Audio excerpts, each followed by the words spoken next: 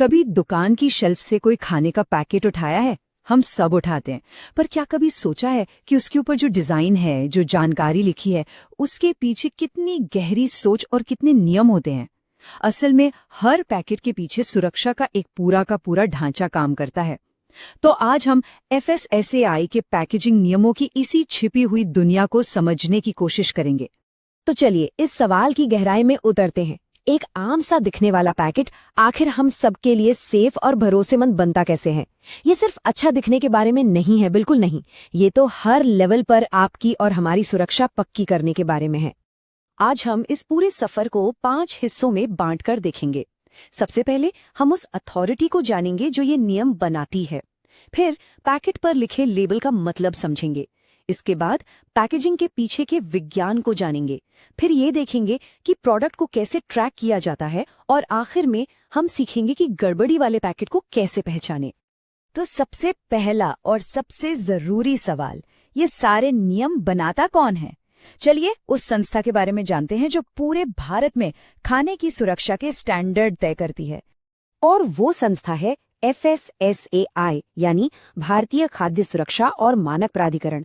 ये 2006 के food safety and standards act के तहत काम करती है।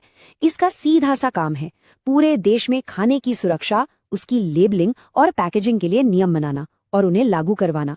मतलब यही वो बॉडी है जो सारे रूल्स सेट करती है। अच्छा, अब आते हैं उस हिस्से पर जिससे हम सब वाकिफ हैं, पैकेट के ऊपर का लेबल।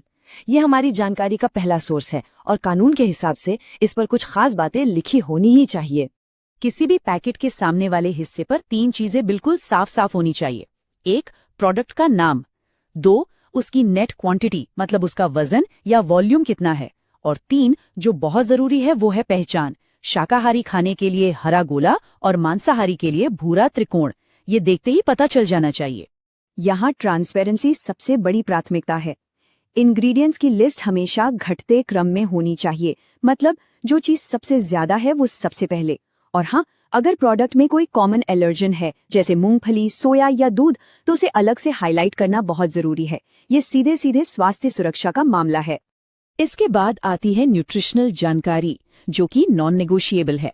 हर पैकेट पर प्रति 100 ग्राम या 100 मिलीलीटर के हिसाब से एनर्जी, प्रोटीन, टोटल और एडेड शुगर और फैट की जानकारी देना ही देना है। इससे हमें ये समझने में मदद मिलती है कि हम क्या खा रहे हैं। और ये देखिए, ये है जवाबदेही का सबूत। बनाने वाले या पैक करने वाले का पूरा पता और कस्टमर केयर का नंबर या ईमेल देना भी अनिवार्य है। इससे अगर कोई शिकायत हो तो ब्रांड और ग्राहक के बीच एक सीधा कनेक्शन बन जाता है। चलिए अब लेबल से आगे बढ़ते हैं और पैकेट के अंदर की दुनिया में झांकते हैं। अब बात करते हैं पैकेजिंग में इस्तेमाल होने वाले मटेरियल के अदृश्य लेकिन बहुत ही जरूरी विज्ञान की। FSSAI के 2018 के पैकेजिंग नियमों के मुताबिक मटेरियल की सुरक्षा के 3 मेन पिलर्स हैं।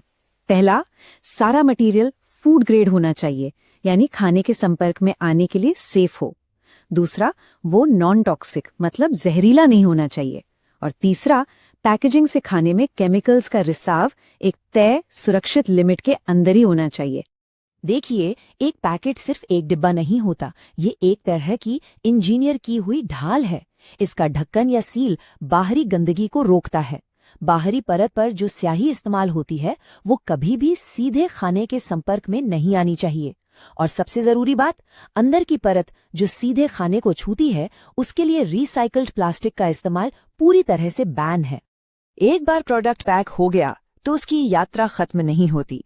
ये पक्का करना जरूरी है कि वो फैक्ट्री से लेकर हमारे घर की शेल्फ तक सुरक्षित रहे। और यहीं पर काम आती है ट्रेसेबिलिटी, यानी प्रोडक्ट को ट्रैक करने की क्षमता। ये 4 चीजें किसी भी प्रोडक्ट की पूरी कहानी बताती हैं। बैच नंबर से पता चलता है कि वो किस लॉट में बना था। मैन्युफैक्चरिंग और एक्सपायरी डेट्स उसकी ताजगी की गारंटी देती हैं।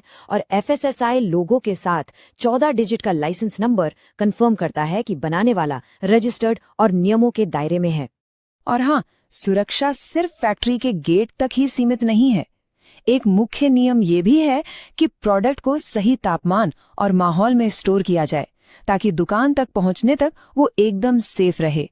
तो अब जब हम ये जान गए हैं कि एक सही पैकेट कैसा होता है, तो चलिए अब उन आम गलतियों पर भी नजर डालते हैं जो ये इशारा करती हैं कि कुछ गड़बड़ है।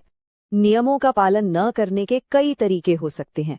जैसे एक तरफ लेबल पर छोटे-मोटी गलतियां दिख सकती हैं, FSSAI नंबर का न होना या एलर्जी की अधूरी जानकारी। वहीं दूसरी तरफ पैकेजिंग में बड़ी गड़बड़ियां हो सकती हैं, जैसे गलत तारीखें या सबसे खतरनाक नॉन फूड ग्रेड मटेरियल का इस्तेमाल। तो संक्षेप में ये कुछ सबसे आम रेड फ्लैग्स हैं।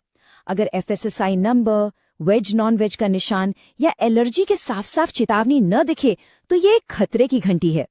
वैसे ही अगर पैकेजिंग फटी हो या तारीखें मिट गई हों तो भी सावधान रहना चाहिए। तो इस सब से हम क्या सीखते हैं?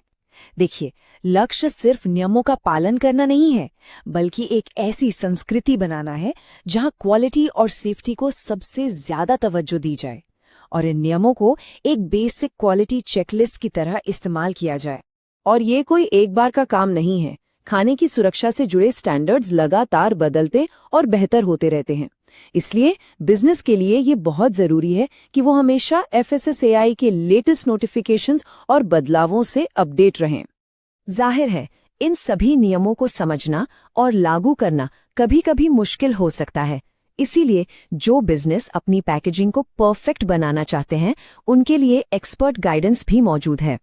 अपनी मौजूदा पैकेजिंग की समीक्षा करने या FSSAI अप्रूवल की प्रक्रिया को आसान बनाने के लिए स्रोत में दिए गए पवन सिंह के संपर्क नंबर 8141824876 पर संपर्क किया जा सकता है। तो अगली बार जब आप दुकान में कोई खाने का पैकेट उठाएं तो 1 सेकंड के लिए रुकिएगा। अब जब आप इस पूरे ब्लूप्रिंट को जानते हैं तो आप उस साधारण से दिखने वाले पैकेट को किस नज़र से देखेंगे? याद रखिएगा, वो सिर्फ एक डब्बा नहीं है, वो भरोसे का एक